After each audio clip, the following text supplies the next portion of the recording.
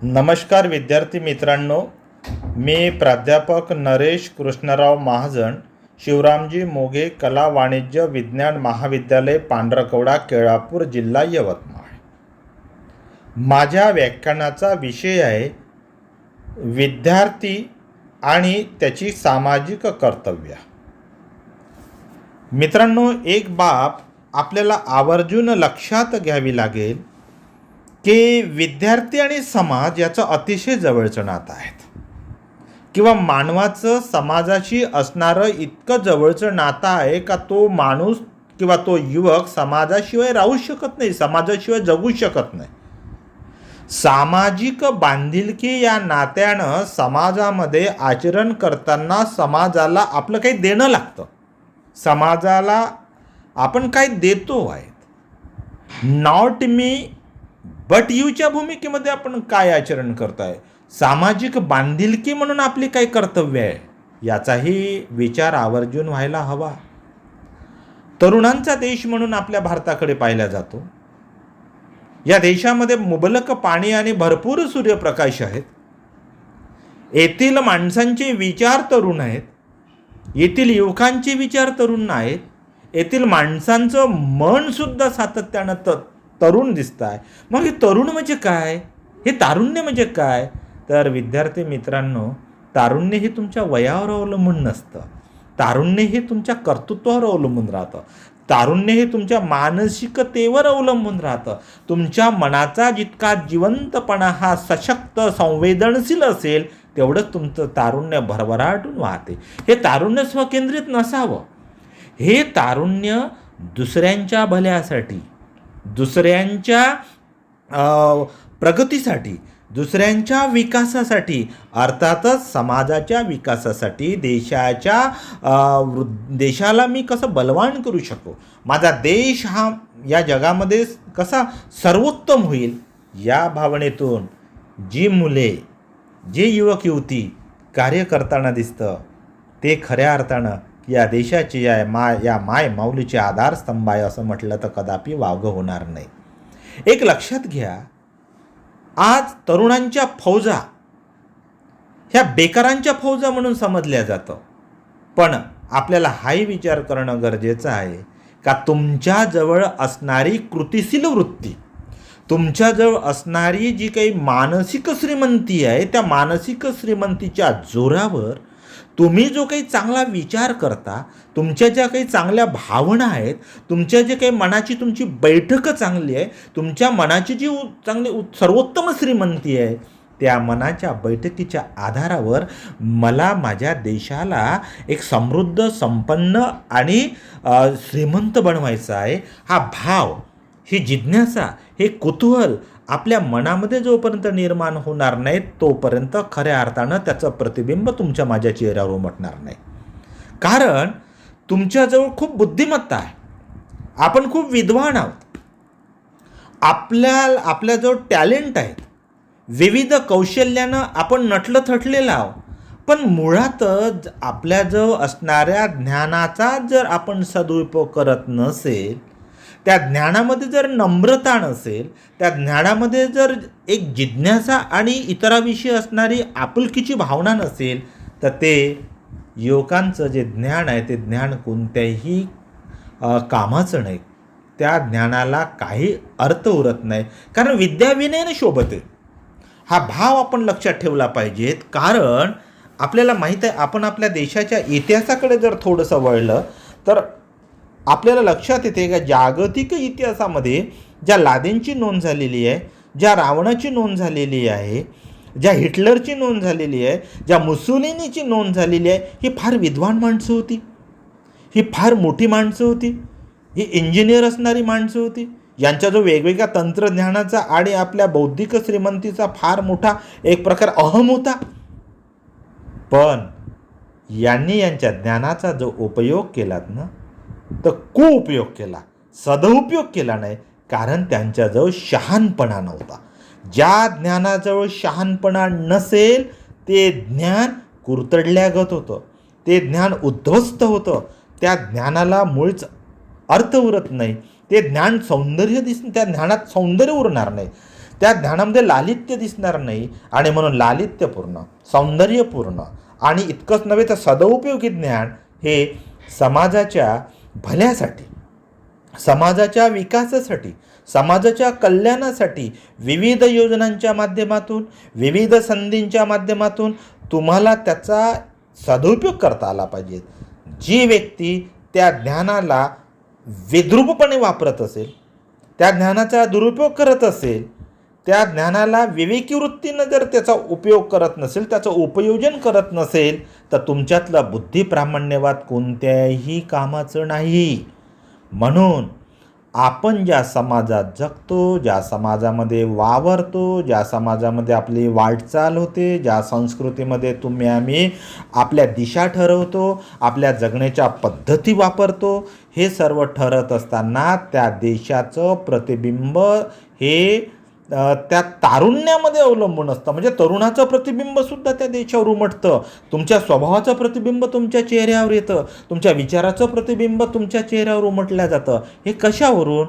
कारण तुम्ही तुमच्या अंतर्मनामध्ये काय ठरवता, तुमच्या मनामध्ये, आपल्या मनामध्ये काय सोच आहे, काय विचार आहे, काय दिशा आहे, काय सकारात्मक भावना आहे, काय कुतूहल आहे, उत्सुकता आहे, आपुलकी आहे, प्रेम, मांगल्य, माधुरी, सहानुभूती, सहकार्य, जिज्ञासा, हळहळ, कळकळ, ह्या ज्या भावना आहे का, ज्या भावनेच्या माध्यमातून मला माझ्या समाजाची पुनर्रचना करायची आहे, मला माझ्या समाजाला बांधायचं आहे, नव्यानं जोडायचं आहे, माझ्या समाजाला विचारांचं, सहानुभूतीचं, जिज्ञासाचं एक पूल तयार करायचं आहे, एक जोडण्याचं, एक जॉईंट तयार करायचं आहे. आणि मग ज्या देशामध्ये हा भाव दिसतो आहे, ज्या देशामध्ये हा संस्कार दिसतो आहे, ज्या देशामध्ये हे कुठेतरी जिज्ञासेचं आणि जिव्हाळ्याचं नातं दिसतं आहे, त्या देशाची संस्कृती महान असते. आणि म्हणून जागतिक संस्कृतीचा ज्या वेळेला विचार केला जातो, त्यावेळेला एक लक्षात येते का मला माझा भारत देश मोठा वाटतो आहे, मला माझ्या देशाची संस्कृती जगामध्ये क्रमांक 1ची वाटते नव्हे, ती आहेच. का बरं? याचं महत्त्वाचं कारण असं, विद्यार्थी मित्रांनो, मी तुम्हाला आवर्जून सांगतो आहे, एक बघा की आपल्या लक्षात येते की आपल्या भारत माऊलीला, आपल्या भारत देशाला माऊली म्हणून संबोधल्या जातं, आपल्या भाषेला मातृभाषा म्हणून समजल्या जातं, आपल्या भूमीला मातृभूमी म्हणून समजल्या जातं, जिथं माय माऊलीचा विचार केला जातो, ज्या देशाला आई म्हणून संबोधल्या जाते, ज्या देशाचा आई म्हणून विचार केला जाते, अशा वेळी साहजिकच का असेना जिथे देश ही माऊली होऊन जाते आणि माऊली हा जिथे देश होते, या देशासाठी लढवय्य वृत्तीचे लढवय्य तरुण जन्माला येतात ना, तर ते कदापि आपल्या स्वकेंद्रित न राहता आपल्या भारत माऊलीला जणू काही माझी आईच आहे आणि तिच्याकडे जर कोणी वाईट नजरेनं बघत असेल तर मी माझी प्राणाची आहुती देण्यासाठी तत्पर आहो. आणि या देशाचा इतिहास जर बघितला तर या देशाच्या इतिहासामध्ये सुद्धा हेच चित्र आपल्याला बघावंच मिळते. कारण ज्यांनी हौतात्म्य पत्करलं, ज्यांनी वीरत्व पत्करलं, ज्यांनी देशासाठी आपले अश्रू ढाळले, देशासाठी रक्ताचं बलिदान केलं, ती माणसं मेली नाही हो, ती माणसं झुकली नाही हो. त्या माणसामध्ये असणारा जो स्वाभिमान होता, त्या माणसामध्ये असणारा राष्ट्राभिमान होता, त्या माणसामध्ये असणारा जो देशाभिमान होता, तो आपल्या राष्ट्राप्रती होता, स्वपुरता मर्यादित नव्हता. कारण ही माणसं स्वतःसाठी कधीच लढली नाही, तर यांच्यासमोर फक्त आपली भारत माऊली दिसत होती, यांच्यासमोर आपला देश दिसत होता.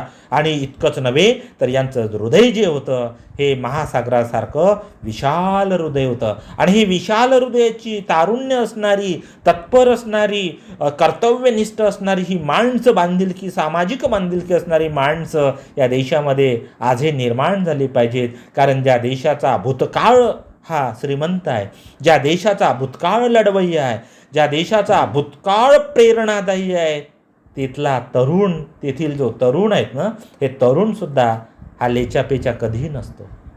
त्या तरुणामध्ये सळसळतं रक्त असतं, त्या तरुणामध्ये संवेदनशीलता असते, त्या तरुणामध्ये असणारं जे काही तारुण्य, त्याचं जे बुद्धिप्रामाण्यवाद दृष्टिकोनातून, इहवादी दृष्टिकोनातून, विज्ञाननिष्ठ जाणीवेतून, संविधानिक विचारातून त्याचं तारुण्य असते. आणि असं जे तारुण्य असते की नाही, हे तारुण्य काय करतं, तर ते आपल्या विचारांना उपद्रवी कधी बनवत नाही, ते विचारांना दिशा देण्याचं काम करतं.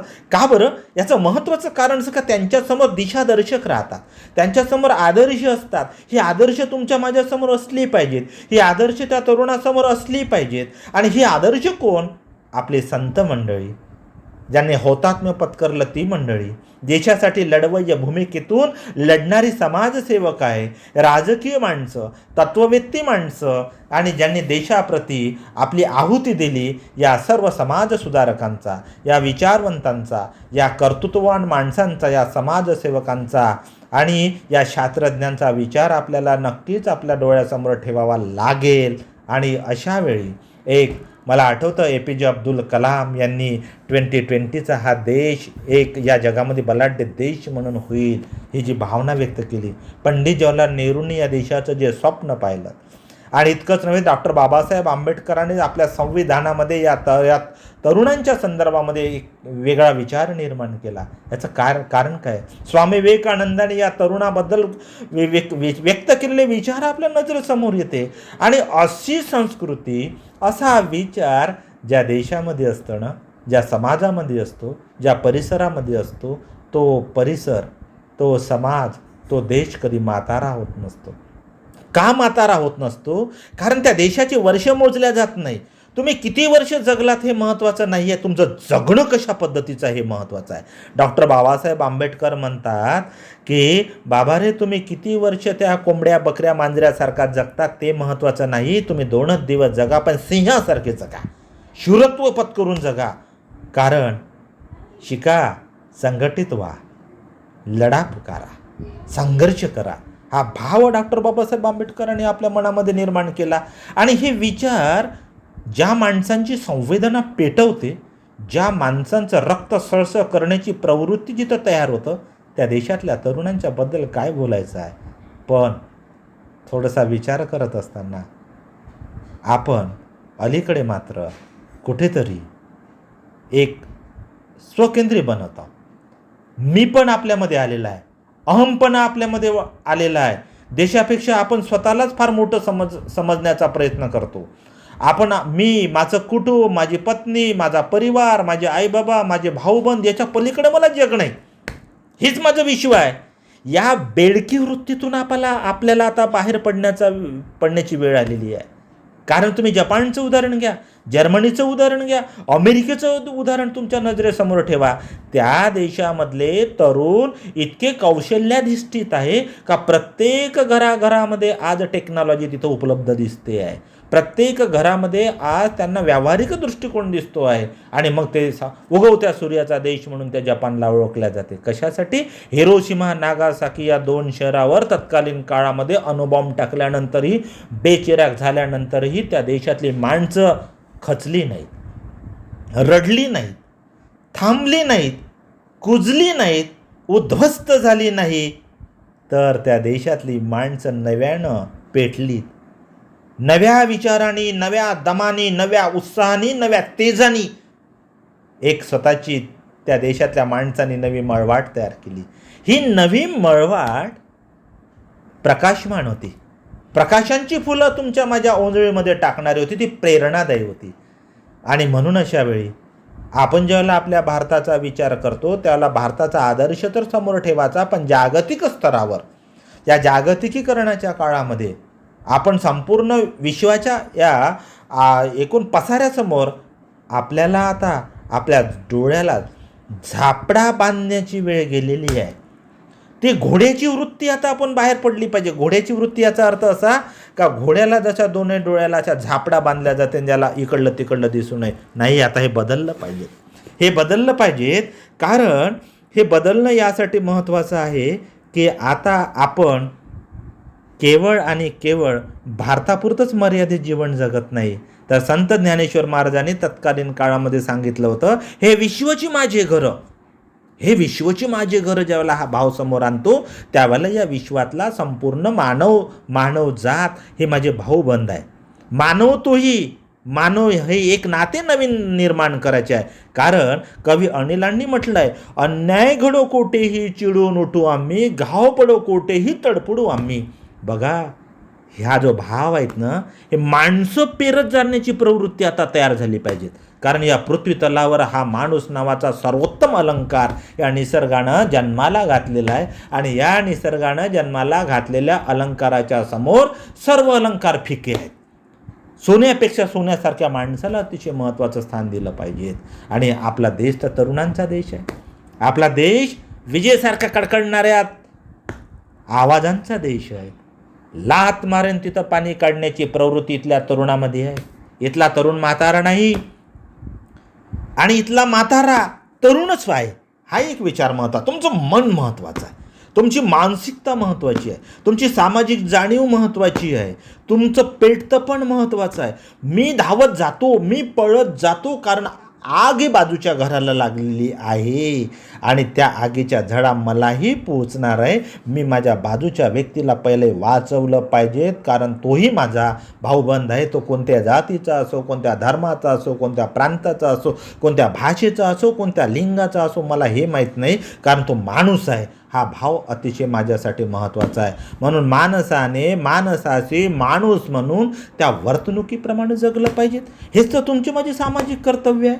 आणि हे सामाजिक कर्तव्य मला ज्या समाजामध्ये वापरायचे आहे त्या समाजाप्रती मला काहीतरी देणं लागतं ना. मरावे परी कीर्तिरूपे उरावे. अरे माणूस एकटा आला आणि एकटाच जाणार. माणूस जन्माला आला त्यावेळेला तो रडत आला, आणि ज्यावेळेला तो इथून जाणार तेव्हा तो रडवत जाणार.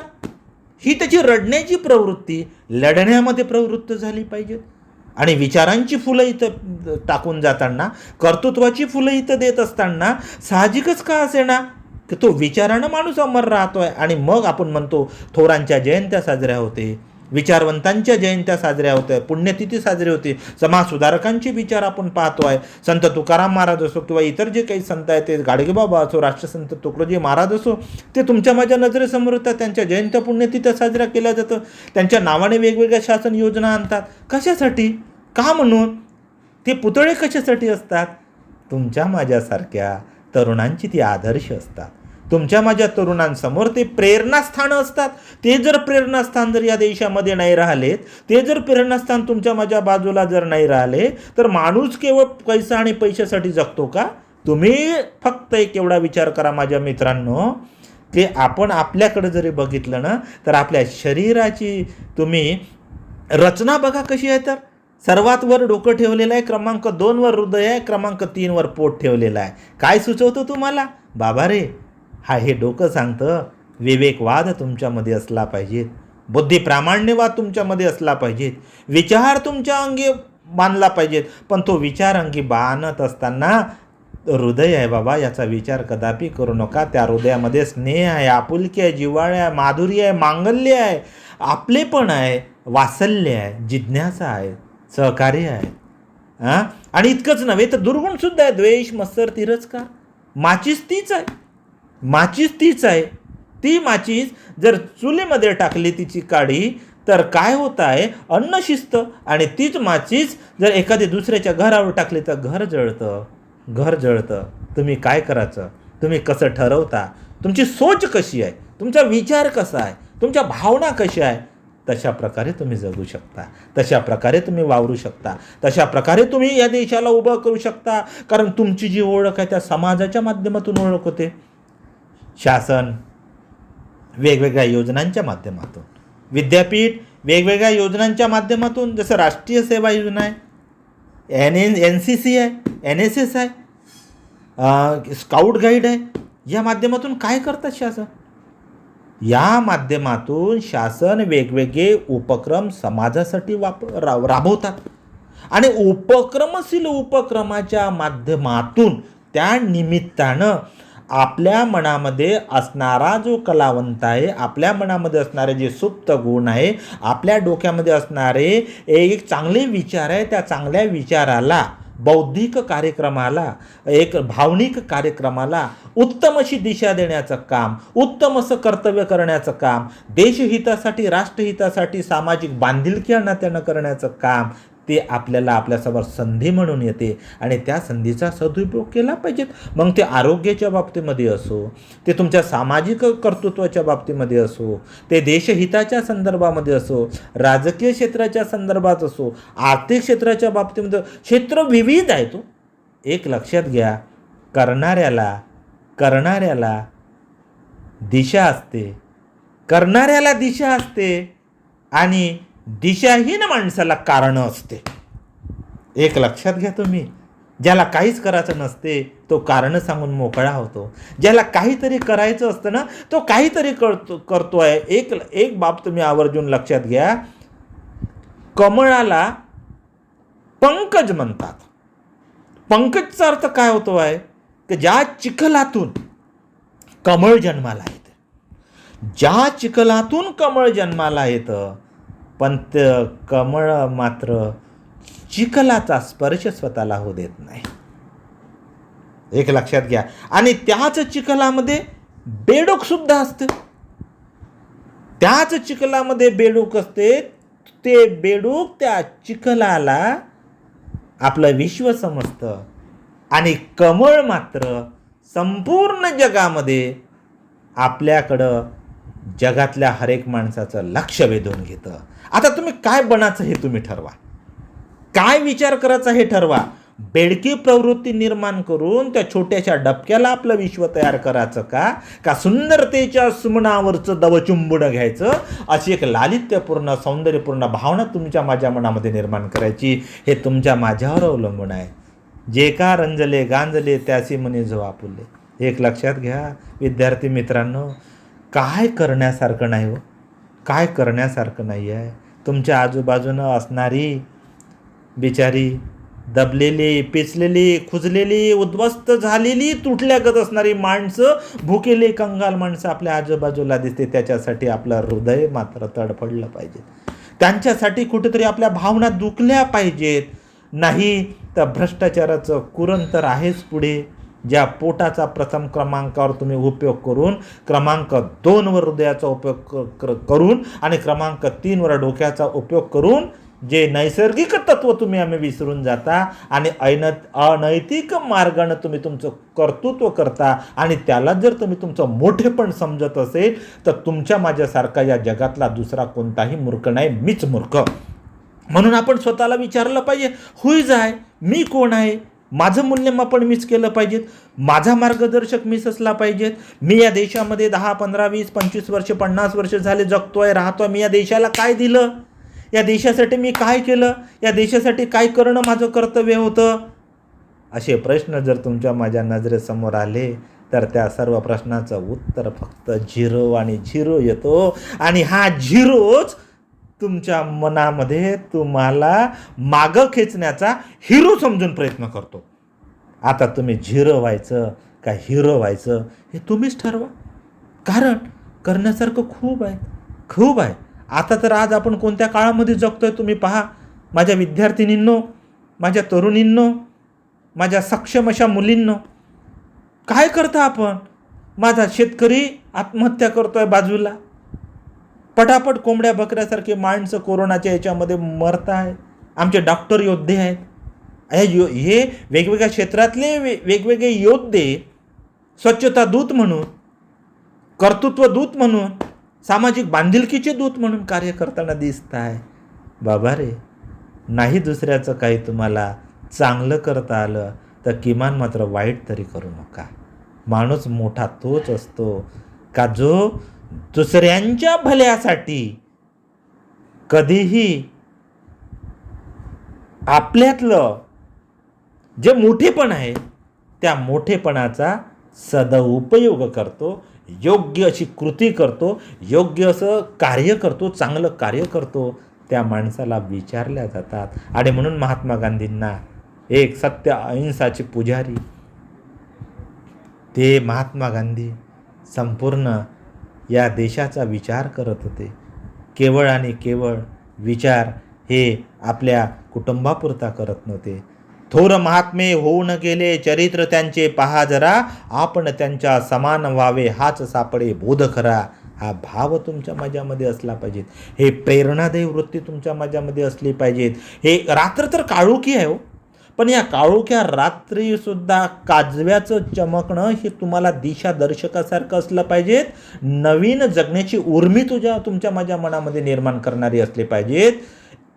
आणि विद्यार्थी मित्रांनो, जे मृग नक्षत्रामध्ये तुम्हाला माहीत असेल रोहिणीमध्ये बरसणारी जी सर असते ना, ते सर ज्या वेळेला ती बरसतं त्या मातीवर, त्यावेळेला सुगंध इतका तिचा सुगंध ज्या वेळेला आपल्या नाकापर्यंत पोहोचतो ना, तो सुगंध आपल्याला उल्हास देतो आहे, तो सुगंध आपल्याला आल्हाद देतो आहे, तो सुगंध आपल्याला एक दिशा देतो आहे, तो सुगंध आपल्याला एक प्रकारे जगण्याची एक नवी विश्वव्यापक जाणीव देतो आहे.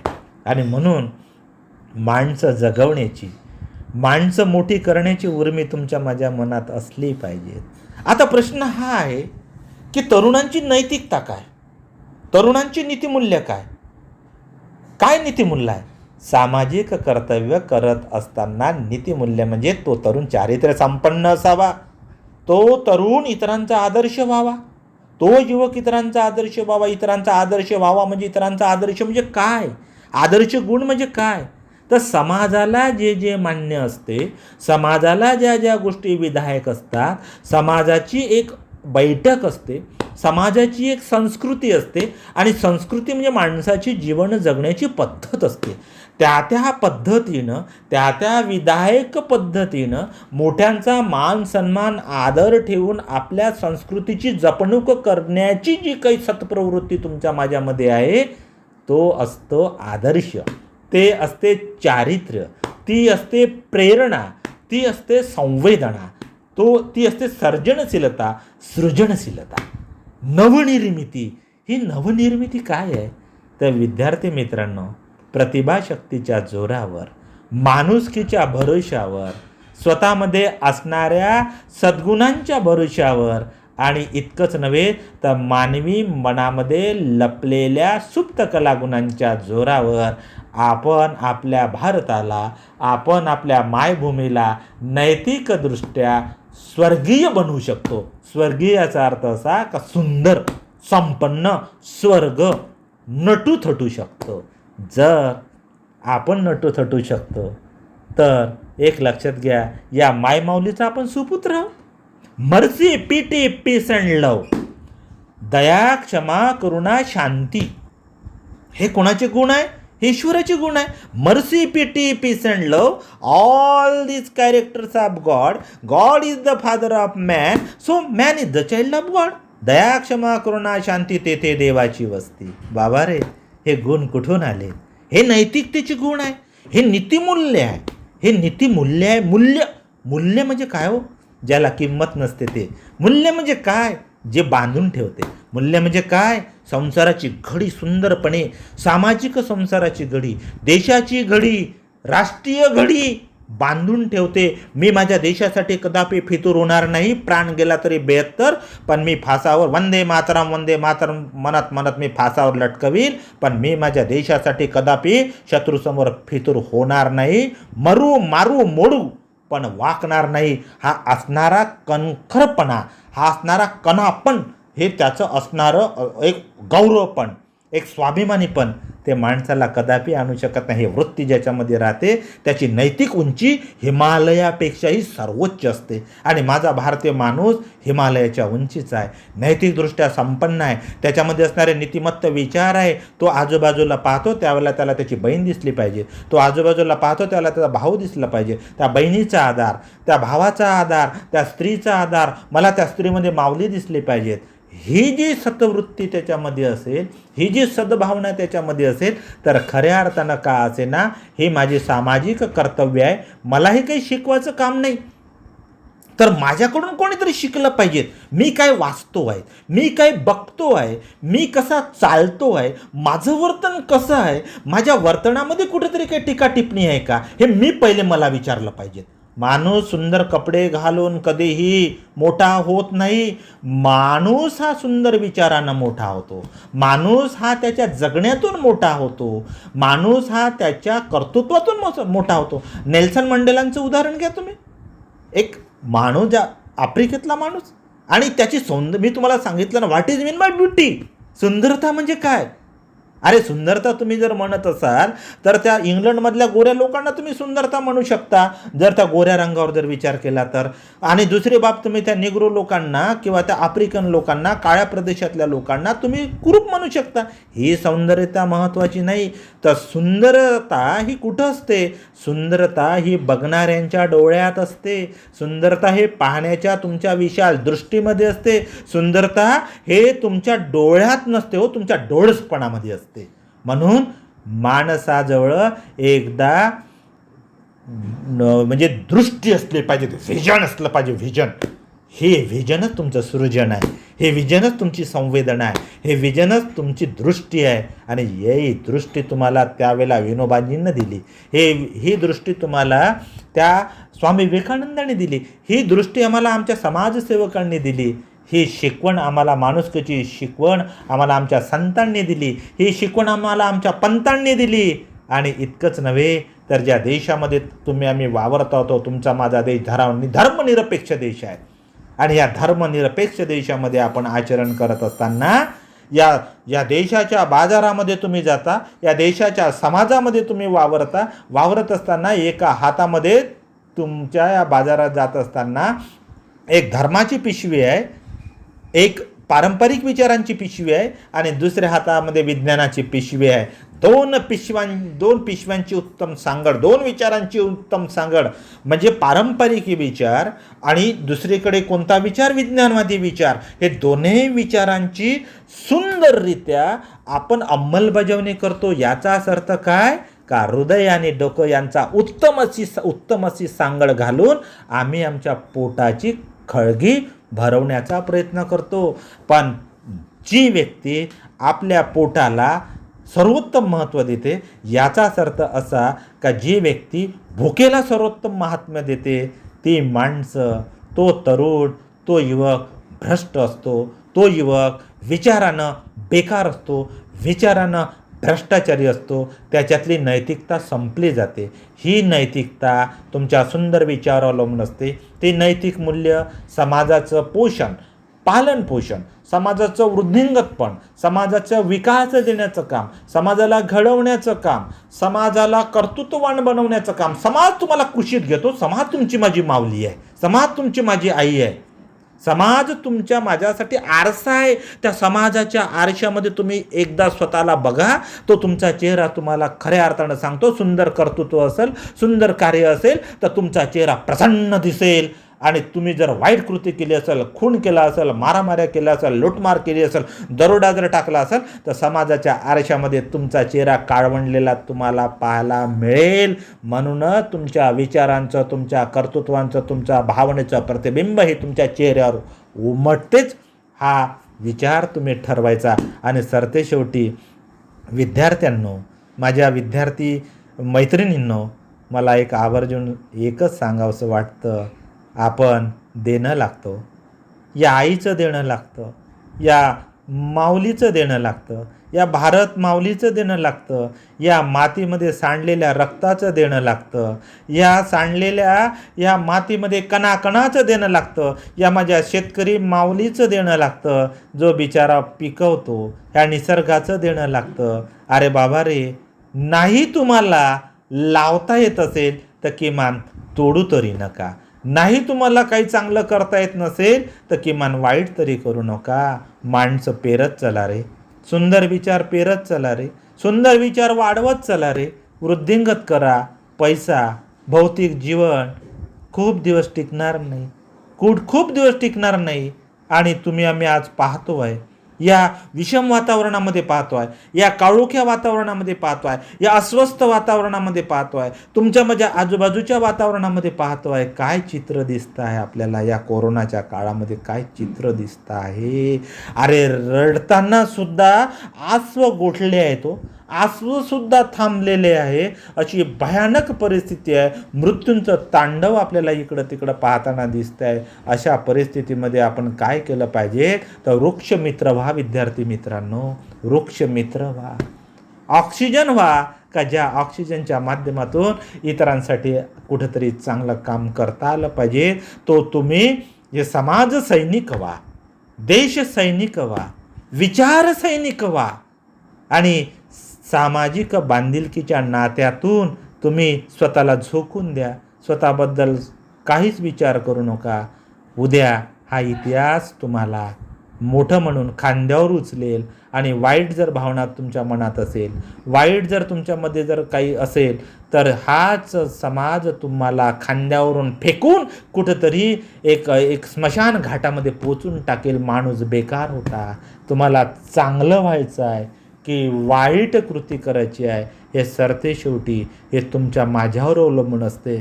कारण या निसर्गानं मला एक डोकंही दिलेलं आहे, विचार दिलेला आहे, भाव दिलेला आहे, भावना दिलेली आहे. या दोघांची सुंदर युती करा, भावनांची आणि विचारांची, आणि मग हे सुंदरतेचा हा जो विचार आहे, हा सुंदर विचार पेरत चला, पेरत चला, पेरत चला. या विज्ञान युगातला हा महामानव म्हणून समाज तुम्हाला ओळखल आणि मग सामाजिक जाणीवेतून, नैतिक दृष्टिकोनातून, नैतिक मूल्यनिष्ठ जाणीवेतून आपण करा. कारण मानुषता नावाचं सर्वोत्तम असं एक बीज आपल्याला इथं पेरायचं आहे, माणसं पेरायची आहे आणि देशाला वाढवायचं आहे. मी एवढे बोलून माझे हे जे या सामाजिक कर्तव्य आणि युवक याबद्दलचे माझे जे कळकळीचे विचार जे आहे, ते 2 विचार तुम्ही किमान जरी मनामध्ये साठवले आणि आपल्या आजूबाजूला जर पेरत ठेवले तरी फार मोठं कार्य केलं असं मी समजेल. कोरोनाचा काळ आहे, सुरक्षित राहा, सुरक्षित अंतर ठेवा, सॅनिटायझरचा उपयोग करा, घराच्या बाहेर पडू नका. आरोग्य विभागानं, शासनानं जे ठरवलेले नियम आहे, सांगितलेले नियम आहे, दिलेले आदेश आहे, त्या सूचनांचं पालन करा. आपल्याबरोबर आपल्या समाजाला सुरक्षित ठेवण्याचा प्रयत्न करा आणि जिथं जिथं या समाजाची जेवढी सेवा करता येते ते तेवढी सेवा करण्याचा प्रयत्न करा. कारण service to man means service to God हा भाव तुम्ही आम्ही लक्षात ठेवा.